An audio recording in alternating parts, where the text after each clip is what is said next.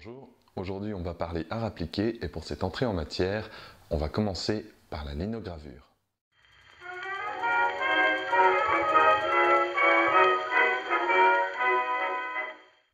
La linogravure est une technique d'impression où on utilise une plaque de linoléum qui aura été gravée et qu'on utilisera à la manière d'un tampon.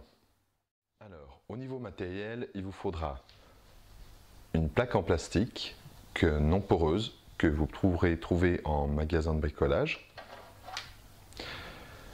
une plaque de linoléum ou lino. Les revêtements de sol à base de plastique qu'on trouve dans les magasins de bricolage ne conviennent pas. Optez pour les plaques issues d'huile de lin qu'on trouvera dans les magasins de fournitures d'art et qui devraient également vendre des kits de gouges pour la gravure sur linoléum qui ressemble à ça.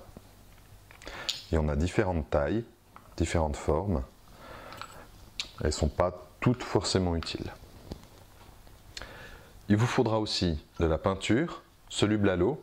Il en existe des spéciales pour le linoléum, mais vous pouvez aussi aller faire des essais avec de la peinture pour les textiles. Ça peut donner des effets assez intéressants. On les trouve également, les peintures en linoléum sous forme de tube. C'est généralement les meilleurs que j'ai trouvés.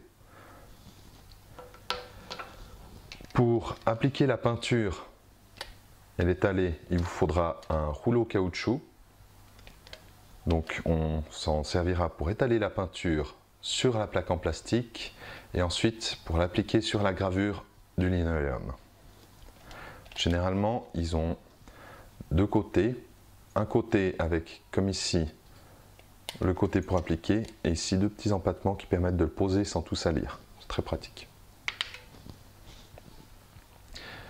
Il vous faudra évidemment du papier pour pouvoir faire votre impression. Alors, vous pouvez choisir différentes qualités de papier, ça donnera aussi différents rendus à vos impressions. Moi ici je vais utiliser du papier tout bête. Et enfin, pour dessiner sur le linoléum, il vous faudra un crayon de couleur plutôt claire. Moi j'aime bien ceux-ci, c'est les Sketchers de chez Caran d'Ache, qui permettent également de pouvoir dessiner sans que ça apparaisse sur des photocopies en noir-blanc. On les trouve assez difficilement en dehors de la Suisse, mais on les trouve quand même. Le lino peut avoir de légères irrégularités, ça peut affecter la qualité de l'impression. Ces défauts, on peut les corriger avec un peu de papier de verre, avec du grain fin. Il faut simplement poncer légèrement de façon circulaire, ça permettra d'enlever les éventuelles petites cloques ou les légers dépôts liés au processus de fabrication. Si votre plaque est prête, vous pouvez dessiner le motif que vous souhaitez imprimer sur le linoléum.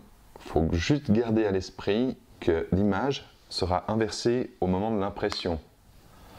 Donc si vous avez un léger problème avec ça, vous pouvez tout à fait reproduire votre dessin sur un papier calque avant de le transposer sur votre plaque. Le motif que vous allez dessiner doit posséder des traits suffisamment larges pour ne pas se déchirer à la gravure. Les surfaces sont travaillées en vide et en plein. Les pleins ne présentent normalement pas de problème. Les risques apparaissent plutôt au moment où on crée les vides. Les surfaces évitées deviennent plus souples en perdant de l'épaisseur. Au moment de presser la plaque, les surfaces en vide peuvent entrer en contact avec le papier. Si de la peinture a été disposée par inadvertance sur cette surface, celle-ci tachera votre papier. Pour éviter cela, vous pouvez opter pour un motif de remplissage ou carrément de supprimer cette surface en la découpant au cutter. Après le dessin, on passe à la gravure. Prenez une lame de gouge en V, la plus fine possible, et détourez votre motif. Puis, évidez les surfaces en vide. Adaptez la largeur de la gouge à la finesse de la surface que vous désirez retirer. Soyez attentif au moment de rejoindre deux vides. Il arrive que l'on arrache l'angle des pleins. Une légère entaille au cutter permettra d'atténuer les dégâts. Une fois la gravure achevée, il faut préparer la place pour la suite des opérations. Si vous n'avez pas encore choisi le papier sur lequel vous souhaitez imprimer, c'est le fin moment. Comme pour la peinture, ne vous arrêtez pas, par convention, à prendre un papier simple. Un papier texturé ou quadrillé, voire même du calque ou du millimétré, peut donner des effets tout à fait surprenants. choix est fait, passons à la couleur. Autre choix on ne peut plus compliqué. Pour cette fois, je vais utiliser une terre de Sienne. Disposez une noix de peinture sur la plaque en plastique et étalez-la à l'aide du rouleau. Quand celui-ci présente une surface enduite de façon homogène, appliquez le rouleau de manière à déposer la peinture sur votre gravure. Une fois le motif enduit, retournez le lino au-dessus de votre feuille et tâchez de la placer de façon la plus convenante avant de la lâcher sur le papier. Pressez le lino de façon à appliquer la peinture sur le papier, laissez prendre la peinture quelques secondes et découvrez le résultat. Pour nettoyer votre plaque, un passage sous l'eau suffit, mais l'humidité va déformer votre plaque. Mettez-la à sécher sous un objet lourd. Avant de conclure cette vidéo, précisons que l'acquisition de matériel comme une nappe de pression ou des presses manuelles ou mécaniques peuvent vous aider à obtenir une meilleure qualité pour vos impressions. Il ne me reste plus qu'à vous dire au revoir et à bientôt.